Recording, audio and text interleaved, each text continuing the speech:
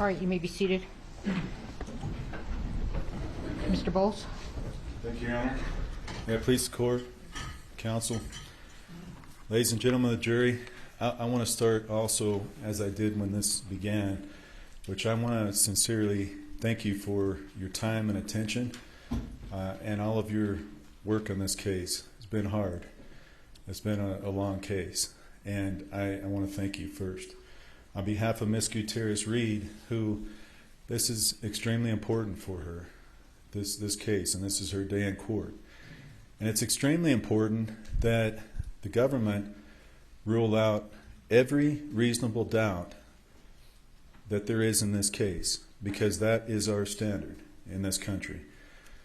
Reasonable doubt is a concept, meaning if you have any reasonable doubt, if you have a reasonable doubt, we cannot convict people in this country.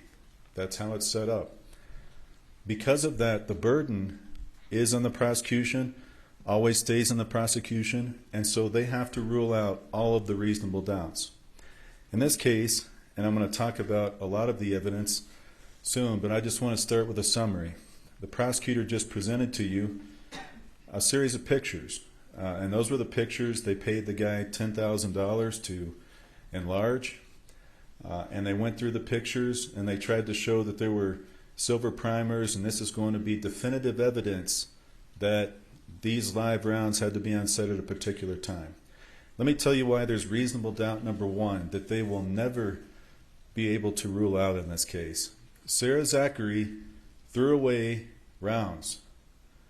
She unquestionably threw away rounds after the shooting. It's undisputed. We have no idea what those look like. We will never have an idea what they look like, and that will never be able to be overcome. That one fact alone prevents that entire picture setup that was just shown to you from being accurate, from being real. Because we have no idea what those other rounds, whether they had silver primers, whether they were dummies, whether they were other types of dummies, what they look like. We have no idea. Fact two on the pictures. Seth Kenney told you he had gotten live rounds from Thel Reed that went to the 1883 set. Those live rounds were three types. There were three types of bullets. He then brought back around 125 of those of the three types. Now, the ones that the state seized, the prosecutors made a point of saying these don't match the live rounds. However, we don't know what he had because they waited a month to go get him. It was over a month when they searched. And when Mr. Kenney brought in the rounds, he had been talking to the investigator about what was going on in the investigation. So we're never going to have an idea as to what Seth Kenney had and what he provided, because he also told you in this trial he had no inventory system. He had no idea what was coming in and going out of his place. The place was a wreck. It looked like a train had hit it. There's no way for somebody to really understand what they're putting in, what they're going out. And so he also said there were things that went onto the Rust set that he hadn't inventoried, hadn't invoiced. He said that there were things that put on there that he didn't have invoiced. So here's the problem with that. We do not know that Seth Kenney only had those patinaed rounds. That's reasonable doubt. That's coming right from the government's witnesses, from Mr. Kenney. That part is unreconcilable. There is a reasonable doubt that will never leave this case on those 2 points, on the pictures and the live rounds. Now, Ms. Morrissey calls it dishonest for us to raise a question about Mr. Kenney. And I submit it's not dishonest at all, because they have the burden to investigate every possibility, every aspect, as anybody in Ms. Gutierrez Reed's place would deserve and would want, because their life is on the line as well on felony charges, and it's the government's duty to rule out all these other things. Far from dishonest, what it is thoroughness, competence, finding what happened with Seth Kenney, taking his fingerprints, taking his DNA, going through and searching earlier, doing that investigation, and finding out if indeed there is another possibility that they ruled out right away and they never wanted to look into because they rushed to judgment on Ms. Gutierrez Reed from the very beginning. They singled her out on that set. They put her in a cop car, whether she asked or whether they put her in. She's in a cop car and she never leaves custody until after her statement. They singled her out and they rushed to judgment on her, and that's what you've seen ever since. Ms. Morrissey says, a camera crew, and she mocks things that we raise as possibilities on the idea that none of it can be possible except Ms. Gutierrez Reed is guilty. That is the only thing that can be possible because I say it. It's not how it works. Ms. Morrissey said she indicted Mr. Baldwin. I indicted Mr. Baldwin. Actually, I think it's the state of New Mexico. That's not an individual person with that power. She also sat there when Ms. Zachary was on the stand, and Ms. Zachary, I'll remind you, got an immunity agreement. Ms. Zachary was promised she would never be prosecuted. And Ms. Morrissey stands up and says, there's no evidence against Ms. Zachary. Well, then why was she given an immunity agreement? Why would she need immunity if there's nothing against Ms. Zachary? She's given an immunity agreement, and then she's told on redirect examination by Ms. Morrissey, remember, if you don't tell the truth, I can prosecute you. I will prosecute you. So Ms. Zachary doesn't tell the version of the truth that the government believes is true. We saw the threat in live court. You can't trust some of the witness testimony in this case, and that will raise a reasonable doubt as well, I submit, because of things like that. Because the lead investigator admits that she practiced her answers and questions with the prosecutor.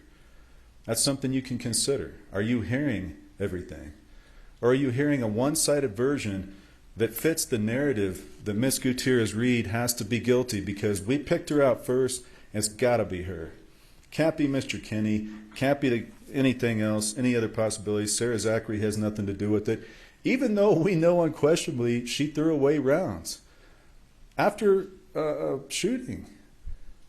That's undoubtedly going to be evidence, but there's nothing on her, apparently.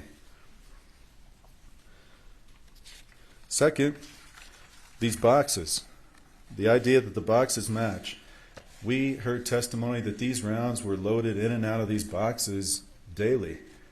Nobody knows what was in them on the 13th, the 16th, the 21st, because the rounds were put in, they were taken out, and they were put in different boxes. So the boxes really don't matter. There's reasonable doubt all over the place to the boxes because we don't know what was in them 3 or 4 days before. It doesn't matter who brought them. The boxes are interesting because the government wants to match up the two, and they want to show the pictures that match, yet all the ones from PDQ Props have the same label, same font. They're from Joe Swanson. So those boxes are similar to the ones on set. So that part is not conclusive as well. The other part, when the government shows you video and video and video only on the 13th and says Ms. Gutierrez Reed was lax on safety. Well, again, you're seeing videos from short snippets of time on one day on an entire movie set, and then you're not seeing what Ms. Gutierrez Reed may have done right after the clip. You're not seeing what might have happened right after that. The other thing that strongly rebuts all of the safety points Ms. Morrissey is pointing out about Ms. Gutierrez Reed is OSHA. Now they try to downplay OSHA, but OSHA is a separate, independent state and federal agency that did a full investigation into the responsibility for safety failures on this set. And you can evaluate the credibility in your minds of Mr. Montoya, who took the stand, and how you thought he testified, whether you thought he was thorough and how he answered questions. He interviewed quite a few people, and he reviewed a lot of information. Their conclusion after that was done was that production was responsible. He said the root cause was production adopted a safety plan and it ended at the word adoption because they didn't do anything after that. They didn't respond to complaints that there were safety concerns. They didn't allow for more training and take the time to do that. They did not respond to the negligent discharges and deal with that. Mr. Halls talked to one of the guys briefly, and that was all that happened. So you got to set that they're not allowing time for inventory for the armor. They're not allowing time for them to clean their weapons or deal with their weapons. This is management. You just heard Mr. Pesh state that the first assistant director is the primary person for safety on that set. Dave Halls has been doing this 30 years. Somebody doing it 30 years has a responsibility and duty to step in when there's safety things going on, and he's on several of those videos. He has a responsibility to step in and say, hey, we're going to stop this. We're going to slow this down. We're going to have meetings. We're going to have additional safety training, and we're going to address this. Ms. Gutierrez, Reed, come over here. We're going to do this, and we're going to talk to people. She also can come in and talk about that. And on those videos, they're both on the videos. But OSHA found, because of the lack of support, because she's a part-time armorer, because she's not full-time, because there's not two of her, as Mr. Carpenter said, 2 is 1 and 1 is none. Well, here we didn't even have 1. We had a half. So she's trying to run around and do various things. She's a half a job on a set with over 20 guns, and they want to lay the complete blame on her in this case, as opposed to OSHA, who investigated as an official agency and made an official determination that this was production and management that was responsible. That's important. That's an important finding because they said all of this was caused safety-wise by management. As Mr. Sousa told you, the buck stops with production. The buck stops with production. As in any organization, it starts at the top. You don't go and take one of the lowest people on the call sheet after something bad happens, after the whole management team is just thrown safety aside in favor of money, in favor of speed, in favor of profit. You throw all of that aside because at the end, you've got a convenient fall person. You've got a convenient scapegoat. And she may not be the armorer on some days. She's the props person, but she's certainly the armorer when everything goes bad. You know why? Because despite OSHA's findings that they were responsible, production, the guys that you saw come in, the producers, the big guys, they want to sail off into the sunset and go on about their business, finish the movie, make the money, because they've got the convenient fall person sitting right here. And all that has to happen is everybody has to gang up. Everybody has to have their talks after this happened and blame Hannah. So it has to happen. That's what happened in this case. You had a production company on a shoestring budget, an A-list actor that was really running the show. He was directing people in those clips, telling the camera person where to go, telling the armor where to go. And then you had a situation where at the end they had somebody they could all blame. It didn't work out with OSHA because OSHA didn't buy it. OSHA said it was the higher-ups. So here we are in a criminal court where the government tries to pin all of it on Ms. Gutierrez Reed. And it's just not the truth. It's absolutely right. We do want the truth. We want the truth and all the facts that were found by OSHA to be considered. We wanted all of the facts that you don't have in this courtroom to be considered because that's the only fair way to do it, to resolve all reasonable doubt and to rule it out. If you don't have all the evidence, you can't rule out all of that reasonable doubt. I want to talk about foreseeability, and I want to play this for you.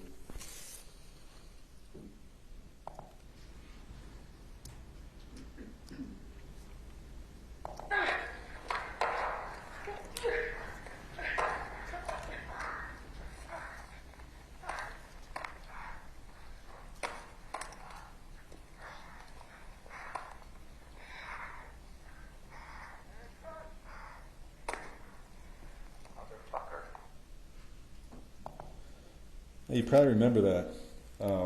That was the scene where Mr. Baldwin runs up the hill and cut is yelled. And right after cut is yelled, he shoots. That's, I submit, reasonable doubt, and I'll tell you why. Because Mr. Baldwin went off script. He chose to fire after cut was called. And you're going to see where he does later do the same thing in this tragic shooting. Mamie Mitchell told you on the stand, the script supervisor, that it was not in the script for Mr. Baldwin to point the weapon.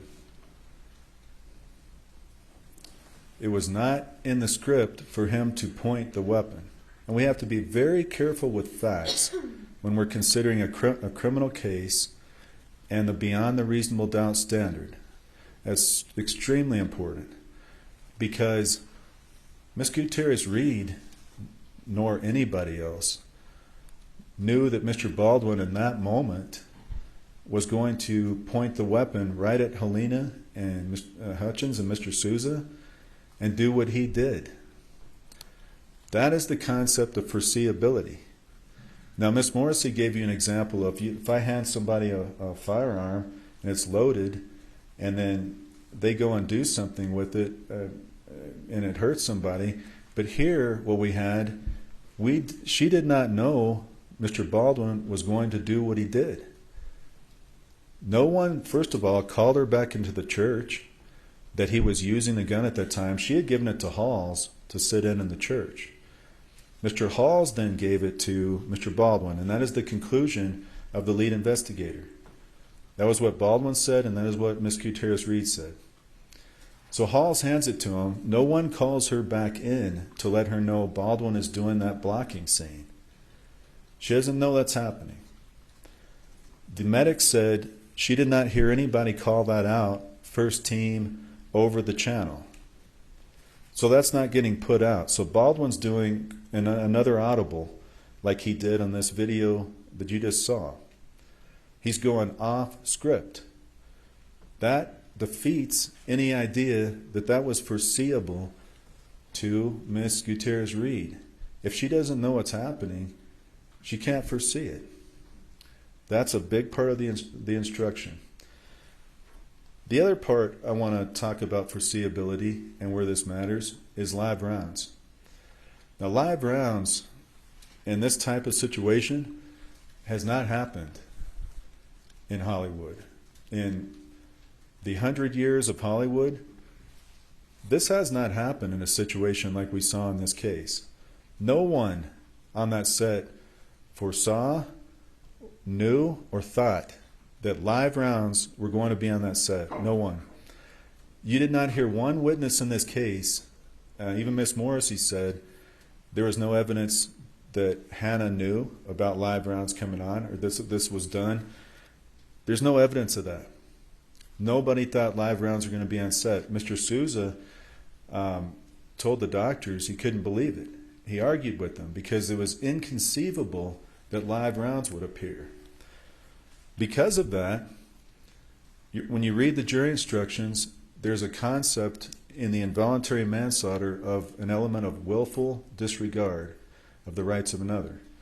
That word willful, and I'm going to go over it soon, means purposeful. That you willfully do something, you purposefully do something. What's impossible for the government to prove in this case. Can we approach?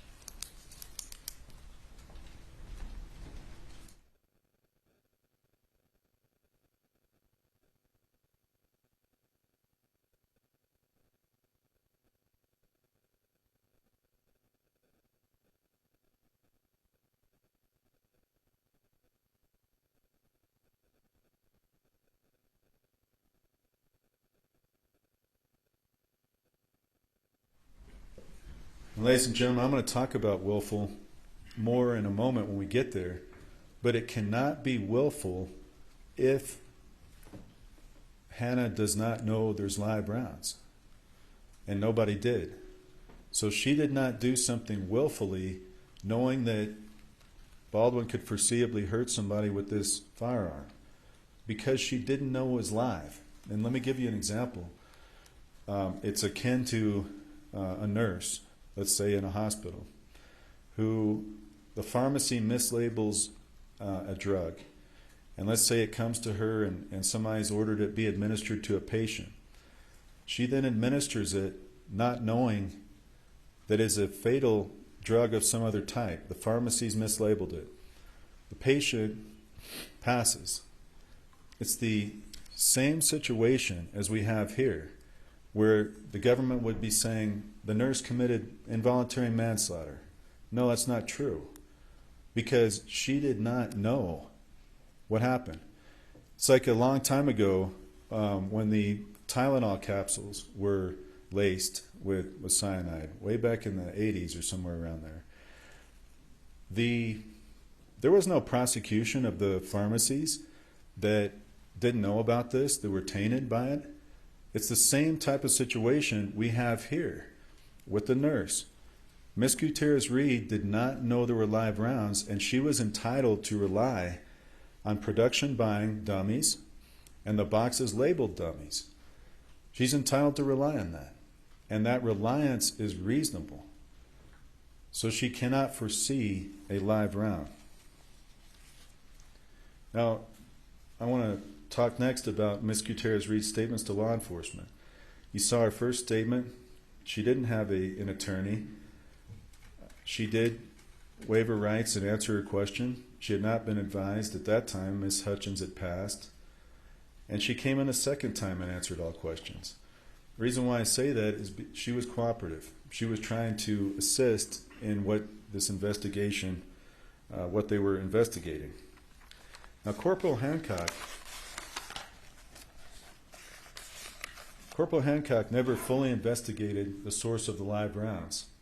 And she told you that she focused on people on the set.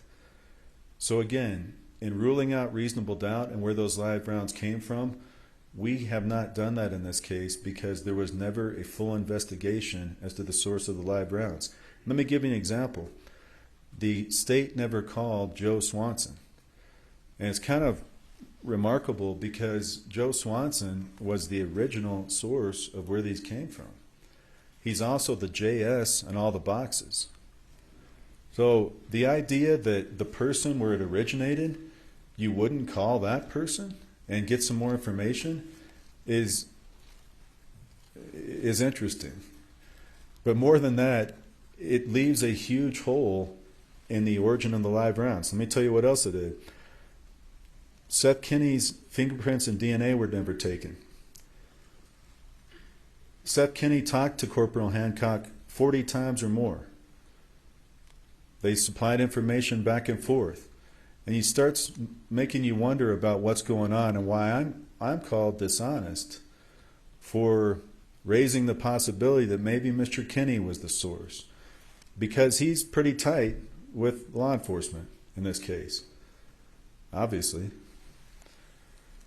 They don't do a prop search warrant until 6 days after the incident, and that was Corporal Hancock and the rest of the sheriffs.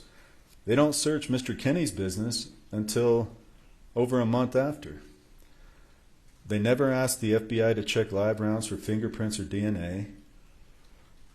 And so we will not know if Mr. Kinney's fingerprints or anybody else's would have ever appeared on those live rounds on set because they didn't get that evidence.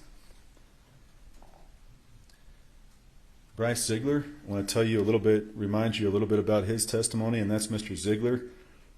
He talked about Baldwin's revolver being single action. You have to cock it, and then every time you want to shoot it. He testified about breaking that firearm. They actually destroyed the firearm after testing that was approved by the sheriff by hitting that with a hammer. He talked about that you can't determine a live round from a picture. And that's the other point I think is important to consider when considering the picture analysis. Now, the Latin print examiner,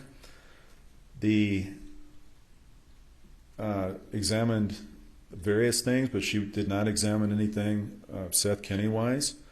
There's no analysis on the cartridges from the prop cart, and found 8 FBI employee prints. Mr. Gillette, on the powder testing. Only tested 11 rounds from Seth Kinney. Again, we know that he brought back 125 from the group that went to 1883. And I also want to remind you about 1883, some of those were Starline brass rounds. And some of those, he said, had silver primers. So when we get to the set, the live rounds are Starline brass, and they have silver primers. It's a continuous chain that could have been traced from Thel Reed all the way to Seth Kinney, all the way back to the set. But they did not do that thorough investigation, and that's reasonable doubt they have not ruled out.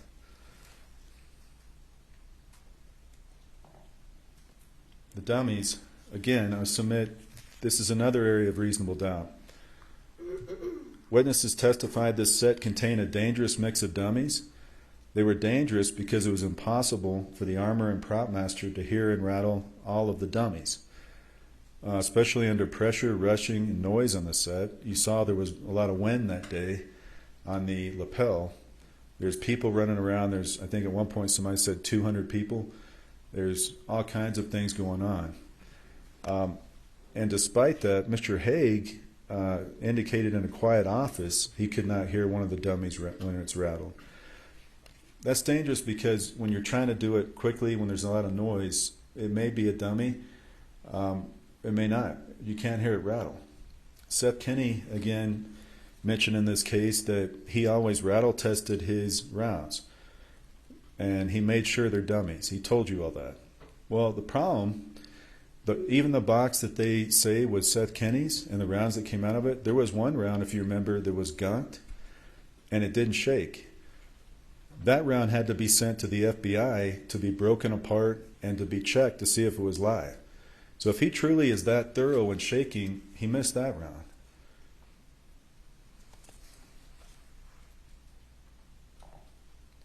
Now the producers, they had oversight over the budget team. They didn't know where the funds were set aside for the armor. They were on location for filming, and they were fined the statutory maximum by OSHA for managerial safety violations.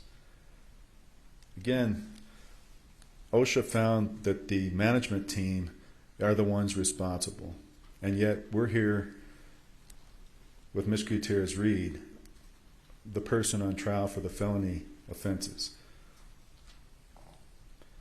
Sherilyn Schaefer was the medic on set. You recall she did not have chest seals.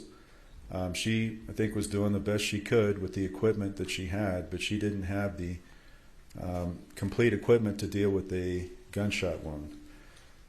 She also indicated she never heard anyone call out use of a gun before the fatal shooting. Mamie Mitchell, I touched on this earlier. Most important thing Miss Mitchell said was that it was not in the script for Baldwin to point the firearm. That goes directly to the element when you read the jury instructions and you all go back in to deliberate. That goes to foreseeability and whether or not anybody can foresee the moments Mr. Baldwin pointing the gun, using it as a pointer. He's up on the hill shooting after cut, and then he's shooting, pointing the gun when he's not supposed to in scenes. David Halls was the first assistant director, as you remember, and he was in charge of overall safety. Now, he got a misdemeanor, 6 months unsupervised probation, even though he was in charge of overall set safety. He never raised any concerns, and in fact, I think he said Hannah did a great job as armor. He indicated he did not hand the gun to Baldwin, but the sheriff contradicted this, so did Hannah, and so did Mr. Baldwin. And that was essentially Mr. Hall's testimony. Sarah Zachary, I remind you, she threw away rounds on set after the shooting, took items off the prop cart. She worked for Seth Kinney, and she texted and called him right after the shooting. One of her texts, she indicated she had said she was talking to Alec Baldwin and trying to keep her facts straight. She mentioned that she had loaded firearms on set. She picked up ammunition from Kinney at PDQ. I'll remind you in the testimony that Sarah Zachary and Hannah Gutierrez Reed went to Kinney's place before production started, and he had given them ammunition, leathers, and firearms. So again, we don't know exactly what Mr. Kenny may have supplied to this set because it's not inventoried, it's not all invoiced. Also remind you about Sarah Zachary when you're considering her credibility and her testimony. She had the text where she wanted Hannah to go to jail, and she's given complete immunity. Seth Kenny, again, I mentioned this, he supplied the leathers, guns, and ammo before arrest began. He had no inventory system. And we attached some pictures to the right that you can look at in the jury room about his place. It was an absolute mess. There was stored live ammo in the bathroom. And one of the things I think was important to remind you of is he actually called Joe Swanson and had a conversation with him. And after he gets off the call, his first words are, shit, shit, shit. And so that's something as an investigator you would think after he does that, maybe I should call Joe Swanson and see what's happening, see what that means. That reasonable doubt has not been ruled out.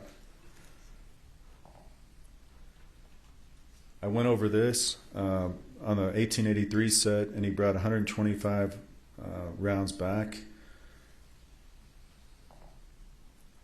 Mr. Carpenter, I want to remind you, he was the state's expert armorer. One of the most important points he said was 2 is 1 and 1 is none. And here we didn't have a properly staffed armorer component to the set. Luke Haig, he said the live rounds on set were reloads. He could not hear the dummy rattle in a quiet office, and he said Mr. Baldwin violated basic safety rules. Karen Kuhn, you may remember, was the photographer. She said the armorer was checking guns before when she was present. And she also made a comment about Mr. Baldwin, that on the day she was taking questions, I believe she said on the 21st, he told her to get out of his personal space and said something in a manner that kind of goes along with how he was on the set. Mr. Souza was kind about it. He said he had a strong personality, but you can see it in the videos, and you can see how Mr. Baldwin was acting.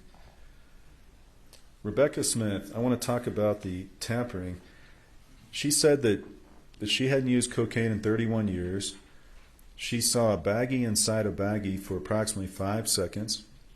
She didn't know if it was cocaine or meth or something else. Now, she admitted at the end she was guessing. And we also know that the substance in the baggie was never tested. And so the only evidence you have of narcotics in this case is a guess. Now, Ms. Morrissey in her closing indicated that, well, of course we don't have the evidence. The whole thing is throwing it away. Well, you have to prove first that it was evidence. So in a normal tampering case, when, let's say, a firearm's thrown away, and we know a firearm was used, and somebody throws a firearm away, we know that was a firearm. So we know that would be evidence in a case involving a shooting. Here, we have an unknown substance. Again, they have to rule out all of the reasonable doubt by that. It's not enough to say it's probably something under a criminal standard. It's probably cocaine in that bag because Ms. Smith says it is. If it even happened, we don't even know this happened. The government hasn't established that except through her testimony. We don't know if there was a bag. We don't know if this actually was passed. And that's their burden. Let's say it did happen, that you believe it did happen. It's not enough to say what was probably in that bag. They have the burden to rule it out beyond a reasonable doubt that it couldn't have been anything else. And she's already calling it in her testimony potentially multiple substances, cocaine, methamphetamine, or possibly something else. So she's not even certain about what it is. Without a test, without something presumptive to tell you on a test, there's no way of telling what was in that bag. And it's not enough in a criminal case. OSHA we talked about in detail, and I just want to remind you the root cause they found, they attributed all the responsibility for safety issues to management. Mr. Elliott, he was defense expert investigator, got an extensive law enforcement experience, if you recall, in APD and military. One of his big points was Mr. Baldwin was not segregated at the beginning, even though he was the known shooter. Hannah was segregated right away. Again, they zeroed in on her and the rush to have her identified. He indicated there was 20 or so key witnesses not identified and segregated. And the problem with that is they can get their stories together and they can change their stories. They can have their memories altered. We know this happened in this case because after the incident, Mr. Baldwin is talking to Sarah Zachary. He's texting and talking to her. Seth Kinney's talking to Sarah Zachary. Mr. Halls is talking to Baldwin after. And so we don't have all the information they're talking about, but we do know they're coordinating, they're talking. The only one not in that group was Hannah. And again, this was the idea. We've got to circle the wagons, and we've got to pick out the person that's going to take the fall for everything that's happened here. That's Hannah. That's who they got.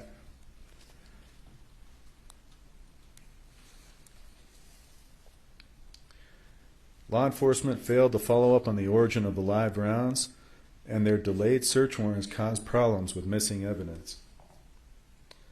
P.J. Pesh testified just this morning. He had said, like everybody else, he's never seen in 35 years an armor split duties with props. It's not possible for one person to keep track of so many firearms. And he indicated it's important to give the armor adequate time and resources, which OSHA said as well. She was not given that to do her job. I want to talk to you about the law that the judge instructed you on, and that is the law. What the judge told you about is what we have to follow in terms of evaluating this. The law presumes the defendant to be innocent. The burden is always on the state to prove guilt beyond a reasonable doubt. A reasonable doubt is a doubt based upon reason and common sense. The kind of doubt that would make a reasonable person hesitate to act in the graver and more important affairs of life. A doubt based on reason and common sense. So what the government has to do is rule out every reasonable doubt you may have based on reason and common sense. Or in this country, we don't convict people. That's the standard. And again, I go back to where I started at the beginning.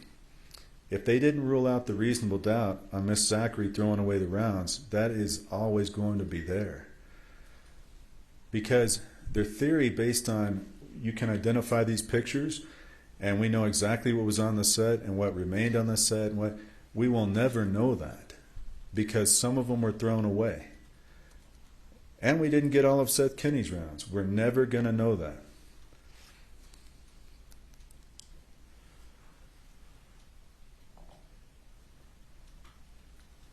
Other areas of reasonable doubt, I've gone over the top two, top three. The prop cart was tampered with. We know that right after the incident, another individual moved it. Now, Lieutenant Benavides said he had eyes on the entire time. But if you saw that video, you can make up your mind what you believe.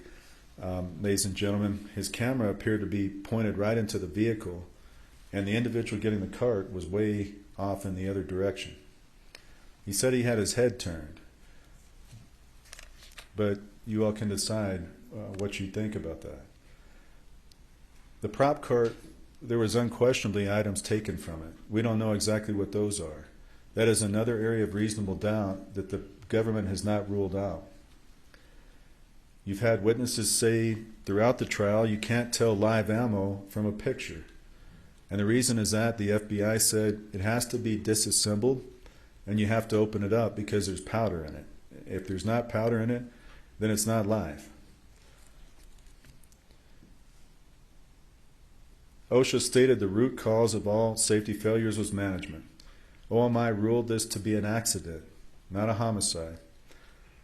You heard evidence about the esophageal intubation was ineffective to provide oxygen to Halyna.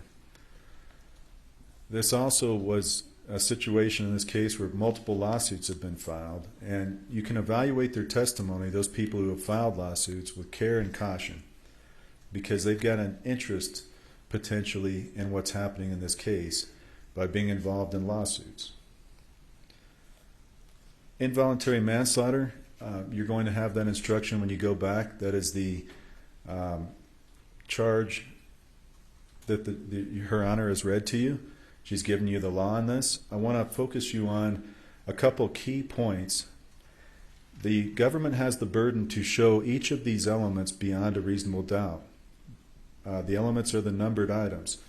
What that means is if you all have reasonable doubts on any of these elements, Hannah cannot be convicted.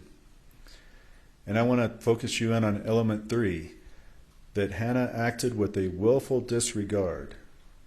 Again, you go back to willful disregard, the nurse example, and the idea that if somebody doesn't know, I mean, that could be the same thing with a nurse on trial for involuntary manslaughter, but if she doesn't know the drug was mislabeled, you cannot hold her criminally accountable for something like that. It's the same thing in this case, because no one knew there were live rounds.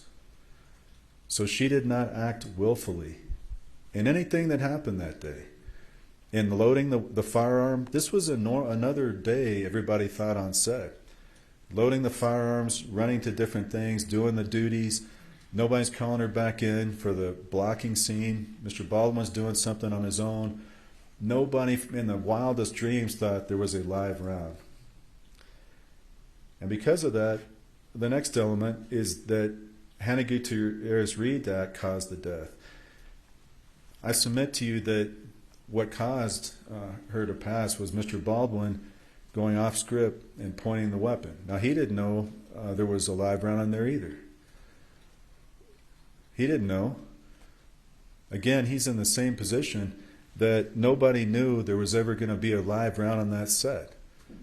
But the only ultimate act is pointing of that weapon. Miss Gutierrez wasn't in the church. She didn't point that weapon. She didn't pull it. Nobody called her back in. And because of that, those two elements, I submit to you, have not been proven on involuntary manslaughter. And they have to be.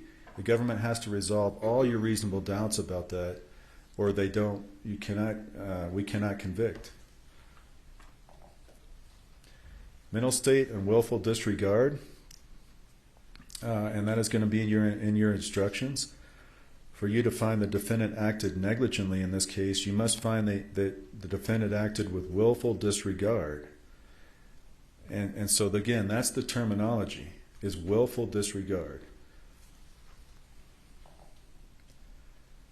You're also going to be instructed, the court instructed you, Her Honor, on negligent use of a firearm. And that is a lesser included offense of the involuntary manslaughter. So when you go back and deliberate, you will have this in front of you as well, whether Miss Gutierrez Reed endangered the safety of another by handling or using a firearm in a negligent manner. And again, the language is acted with willful disregard. That's what has to be proven under that charge for you to resolve all of your reasonable doubts. Tampering with evidence, I think this is a real stretch, and it is a real stretch. And you talk about guessing. This one, they have to prove the defendant hid a bag of cocaine. Well, the only witness they have to it said it was either cocaine or meth or something else. So just by the testimony alone, the beginning of that, there's no way of knowing it was a bag of cocaine. It's just impossible. There has to be reasonable doubt on that by the government's own witness. Their only witness. No law enforcement testing, there's nobody else. This is absolutely unproven in this case. And you don't even have to get to element 2 because element 1 is not even close to having been proved beyond a reasonable doubt. Proximate cause, it's a legal term, but it's something the government has to prove as well. And this is where you get into that the passing was a foreseeable result of Hannah Gutierrez's act. The act was a significant cause of the death, and the language I want to focus you in on, in a natural and continuous chain of events uninterrupted by an outside event. What these mean, and these are the legal terminology, what it means is that what Hannah Gutierrez did had to be a foreseeable result. But again, that caused her death. But again, without her knowing that there was a live round, that's impossible to meet that standard. She did not have that knowledge, and there's no witness that came in here in this courtroom in 2 weeks to say she had that knowledge. Without it, nothing she did, she has that willful disregard because she just doesn't know. Now, was there an outside event as well? There was an outside event. There's 2 outside events. Whoever put the live round on set, and then Mr. Baldwin in the end going off script and doing what he did. Those are outside events outside of Miss Gutierrez Reed's control that she didn't know was going to happen. That breaks any idea, and there's reasonable doubt that she had anything to do ultimately with Halyna Hutchins' death.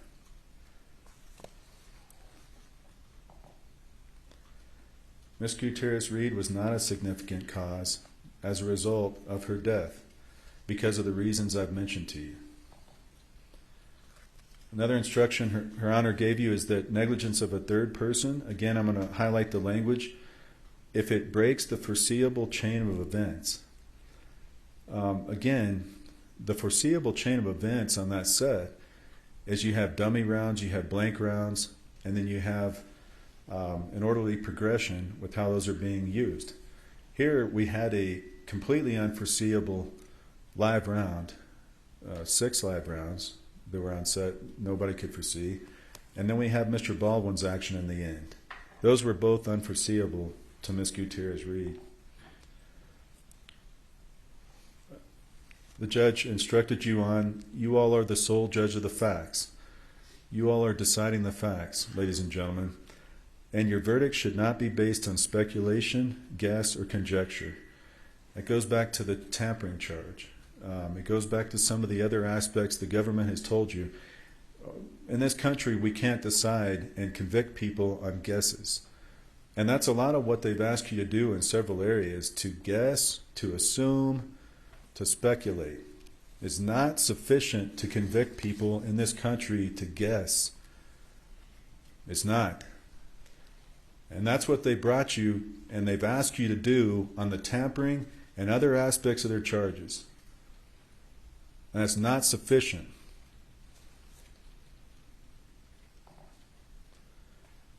Ladies and gentlemen, Hannah is not guilty on all the counts because of the law that Her Honor has given you.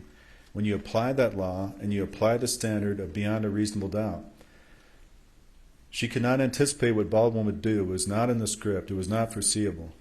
Management was responsible for safety failures and not Hannah. There's 0 evidence of cocaine. There's no testing. And again, I go back to the idea that Hannah is a scapegoat for all the management failures. They do hope she gets convicted, so they're all exonerated. They can move forward. They can finish that movie like Mr. Sousa said they did and make their money. But as he also told you, the buck always stops with production, and it's their responsibility. In any organization, it goes from the top down. And that's where the responsibility lies in this case. That's what OSHA said. And that's also the truth. And the truth is important because justice for Halyna does not mean injustice for Hannah. Does not mean injustice for Hannah. It does not mean they get to steamroll her and they get to come in and spin their version of facts and they get to call it truth. Because that's not truth. Truth is bringing you, ladies and gentlemen, everything they can. Justice is bringing you everything they can. Justice is not mocking theories that could come true, that might have been the case. Justice is not laughing in court during some of our exchanges, and you can evaluate that as to their credibility, whether that was professional, whether if she didn't take court seriously, did she take the investigation seriously? I submit she did not. And so they can't come in here with a straight face and mock us and criticize us and tell you they have given you enough to convict her behind a reasonable doubt, because they haven't.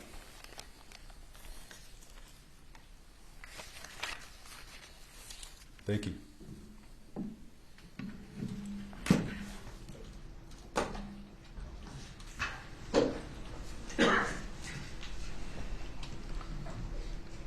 State's reply.